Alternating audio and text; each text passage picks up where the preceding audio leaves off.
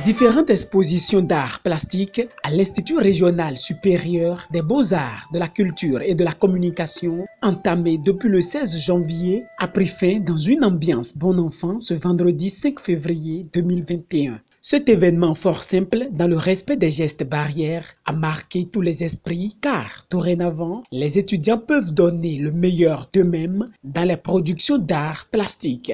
On a fait le cours pendant un mois. Un mois, ce n'est pas un jour, ce n'est pas une semaine. En ce qui concerne la peinture et la sculpture, nous avons appris à manipuler le bois, la pierre, les verres et les pinceaux. Donc, désormais, nous sommes capables de représenter ce que notre esprit peut présenter à travers ce que les professeurs nous ont appris. Tous ceux qui travaillent à la culture travaillent aussi contre la guerre, dixit Sigmund Freud. Et les enseignants d'art conviés à la cause sont des artisans de paix qui transmettent à la jeune génération de bons savoirs.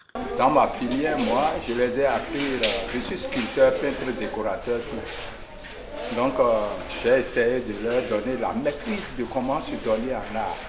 C'est la première des choses. Et quand vous n'êtes pas, vous ne vous donnez pas l'esprit de l'art, vous ne pouvez pas aller dans ce monde.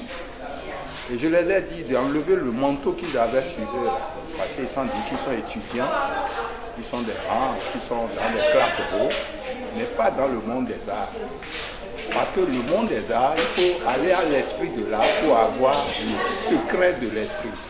On a encadré les étudiants de cette université sur la peinture, les bases, les principales bases d'un peintre, on les a enseigné ça. Pendant que les œuvres étaient en exposition, ils avaient l'opportunité de venir vérifier ce qu'on les enseignait sur les tableaux de façon pratique et pragmatique. Moi, je ressors grandi parce que ça fait encore un de plus parmi les nombreuses expositions que j'ai l'habitude de faire dans la ville de Parakou. C'est vrai que cette exposition est différente des autres expositions.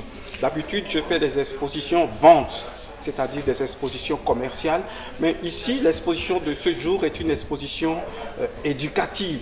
Parmi les étudiants, j'ai eu à détecter des talents, des gens qui peuvent oser embrasser la carrière de peintre que je suis.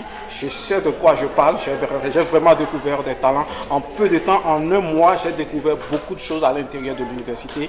Et je veux dire aux responsables de cet institut-là, qu'ils ont vraiment des ressources ici qu'ils peuvent exploiter. L'homme sans culture est un arbre sans fruits, selon Antoine de Rivarol. Et c'est la leitmotiv qui a poussé les responsables de l'Institut régional supérieur des beaux-arts, de la culture et de la communication à faire venir ces plasticiens. La vision de l'exposition, c'est d'abord montrer que ici à l'Institut des beaux-arts, de la culture et de la communication, nous sommes en train de faire des formations dans les domaines de l'art, à savoir les arts plastiques, la musique et tout ce qui va avec.